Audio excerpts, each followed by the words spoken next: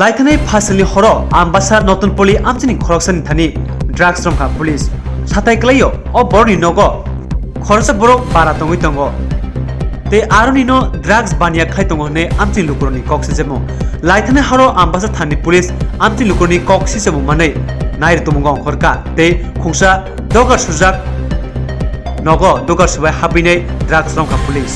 আপনার নাম কি? গোপাল বিশ্বাস। আপনার বাড়ি কি এখানে স্থায়ী বাসিন্দা আপনি?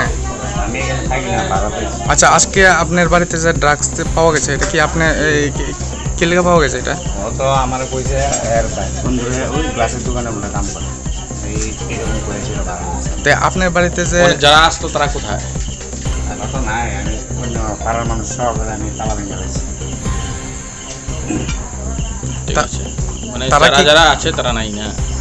তারা কি করে এমনি যারা এখানে মধ্যে ভাড়া থাকে তারা মূলত ব্যবসা কি? মূলত আমি কিতাব করে না করে আমি জানি গ্লাসের দোকানে কাজ করে না? আচ্ছা, ঠিক আছে। আচ্ছা, দিল্লি যে আশ্রয়হীন আড্ডা যে জমে যে এটা কি আপনি জানেন?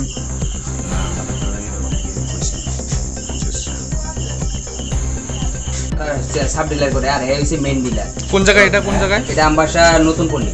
চলে নতুন পল্লীতে কোন জায়গায় সাপ্লাই দিয়ে ব্রিজের সাথে যে মুচির যে পট্টিটা আছে, যে যারা মুচির ক্রিয়াকর্ম করে তারা মানে আমবাসা ব্রিজের সংলগ্ন যে জায়গাটা মেইন ডিলার, তারা এখানে সাব ডিলারে আছে। আচ্ছা আচ্ছা। তো তারা অনেকদিন ধরে সতর্ক করা হইতেছে, কিন্তু সতর্ক করার পরে হ্যাঁ কোনো কথা শুনে না।